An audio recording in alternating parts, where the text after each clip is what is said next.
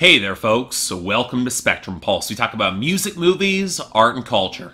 And today we are finally going to be talking about the newest album from Hurray for the Riff Raff, called The Navigator. So I always feel a little at a loss when talking about Hurray for the Riff Raff. The main project of Puerto Rican singer-songwriter Alynda Segarra, I was first asked to cover her way back in 2014. And after an extended delay, I finally got to dig into the back catalog and their debut on ATO Records called Small Town Heroes, which I may have miscategorized in that review as a major label release instead of just being one of the larger indie labels. But to some extent, it wasn't really an unfair categorization. Before Small Town Heroes, there was a much more ragged and disheveled character to the production that I found powerfully organic and really quite charming. The sort of rougher tones that felt potent and authentic in the best possible way, something that the smoother, cleaner pickups on that album didn't really quite flatter. And what got frustrating is that it wasn't the ballads that suffered, but the more upbeat songs with greater rollick and tempo and intensity, which of course wasn't a terrible thing, as the restraint allowed some really strong songwriting to shine through, but it also meant that going back to that album, many of my fonder memories are slower and more melancholic than the real firepower and edge that Segarra could bring. And yet,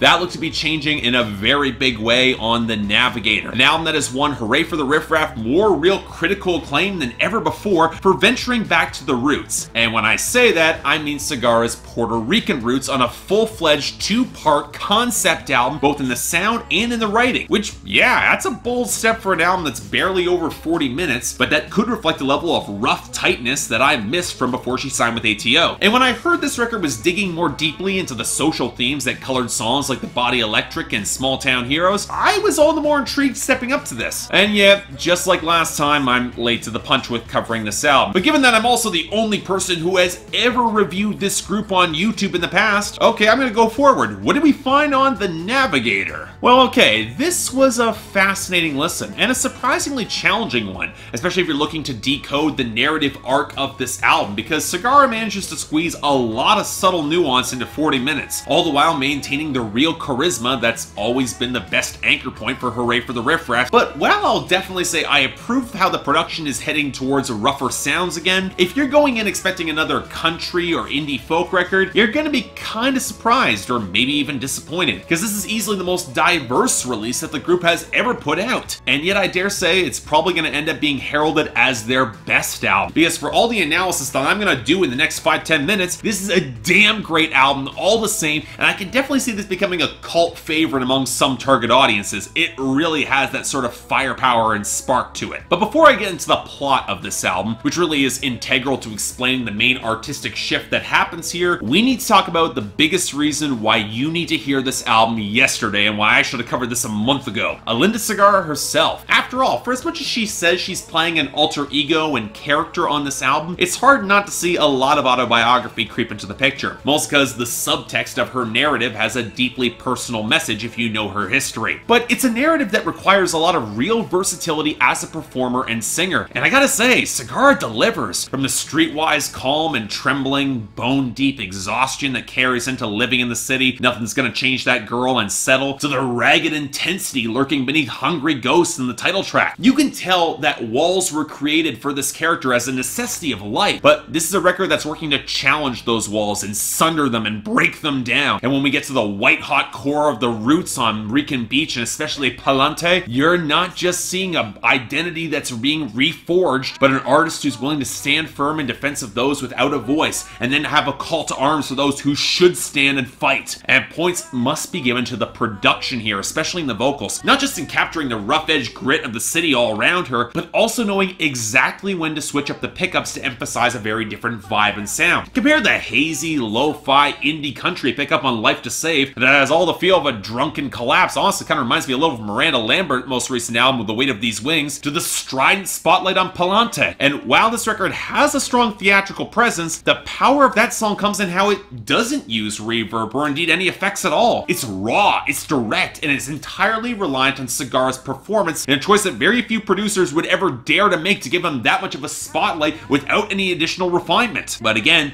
it's key to the story and the arc of this album, which again is aiming to do a lot in a very short time. Let's take that opening piece, which takes doo-wop vocals of all things to serve as an overture and introduce the whole Navigator motif. Again, this is a record that's actively drawing a lot from musical theater, especially West Side Story, where you can see reflection all across the melodies and tones on this album. And from there, and indeed across most of the first half of the album, the instrumental tones are a little bit more familiar for fans of Segarra's work in country and folk, as it tells the story of a streetwise Puerto Rican kid living in New York City, probably the Bronx, and seeking a way out of a neighborhood that can feel stifling, where she can get lost in the crowd and not stand out. And while the Latin influences, they do start to creep in around the edges, it's kind of peripheral, both to the central character's perspective and to the instrumentation. And sure, you get songs like Hungry Ghost with its tight thrumming bass and its rattling, wiry guitar, but you know what? There's something about the tone of that post-chorus. I'm not sure if it's a synth or distorted strings or a guitar pickup, but it immediately adds a slightly more spacious and yet ragged tone to the song that reminds me a little of the Jesus and Mary chain, and I absolutely loved it, cranking up the tension in the best way possible. Similar fuzzy guitar tones creeping into Nothing's Gonna Change That Girl, where with the hazy blend of Latin tones and textured percussion, it ebbs off the strings as it seems like our protagonist is seeking some form of escape, the embrace of a drifting navigator persona as she drifts off to sleep in order to see the rest of the world and leave those who left her behind, taking a wish no matter what it might lead to. Further accentuated by all the Spanish guitar running all through the title track against the lush strings, even as she wonders where all her people will go. And that tone, it almost sounds like a little bit of horns, and yet it fits for the sort of rough-edged tone that this album goes for, and yet then she wakes up into a strange new world. 40 years later, it's a time travel story, and New York is dramatically changed. The Wanderer, she wakes up to only see not just a gentrified neighborhood and the 14 floors of her old building leveled, history wiped away unthinkingly, but all her people then shoved out into the waste. And Rican Beach is a damning indictment indeed, with its hand percussion, its brooding, very prominent bass line, and the spiky guitar pieces, showing not just how culture is stolen and appropriated from minorities with the originator shoved away and walled off. Yeah, you didn't think there wouldn't be a reference to this, especially as ICE agents have tried to deport people from Puerto Rico, despite Puerto Rico being a part of the goddamn United States, you blithering imbeciles, and a whole lot of creative types just not saying a damn thing about it. But this is where Segarra actually takes things deeper, because she still is the same person who sought to run away from that culture, and settle is a powerful crossroads moment, because if she wants, she can settle into that gentrified system, and she can put aside her roots, and she can not speak out, or you know what, she could leave. Gentrification would be happy to usher her out and leave her bereft of her history and bereft of her home, something that her parents have traveled so long to establish, but it's treated at best with casual disinterest by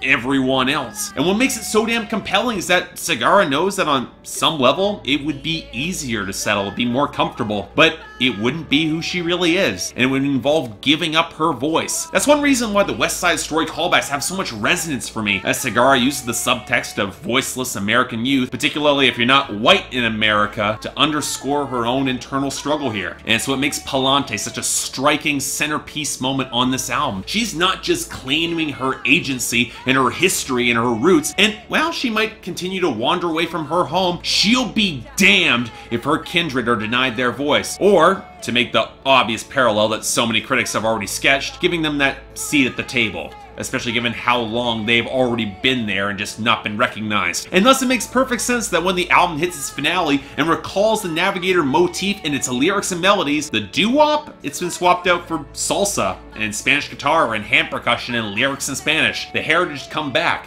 The heritage has been reclaimed. In short, as I already mentioned, what many will say Solange did for black women on a seat at the table, Hurray for the Riff Raff does for Puerto Ricans and those of Latin descent on The Navigator. And I also think Alynda Segarra might just do it better, at least for me. The melodies are sharper and catchier, the narrative and themes are more firmly defined, blunt language that was born of punk picking up plenty of nuance in the details, and a frontwoman delivering the dramatic performance that will probably resonate throughout her entire entire career. In other words, easily a strong 8 out of 10 for me and a high recommendation. Not just for fans of theater or country folk or Latin music, but everyone. It's that potent and that deserving of attention. And while I might have taken a long time to get to it, and while it might feel all the more strikingly relevant now for this album, I get the feeling this record's roots, they'll linger on. Because after all, there will always be voices that deserve to be heard. So yeah, thanks a lot for watching. Like to like and subscribe, I'd be more than grateful. Yes, I know I took a long time to get to this album. It just took a while to get up on the Patreon schedule, but hey, it's finally here. I covered it. I'm happy about that. So if you guys actually want to buy this album, and I highly recommend you do, links in the description below, and hey, the poll's up there, so all of you who've already heard it, I'd be happy to hear what you think about it.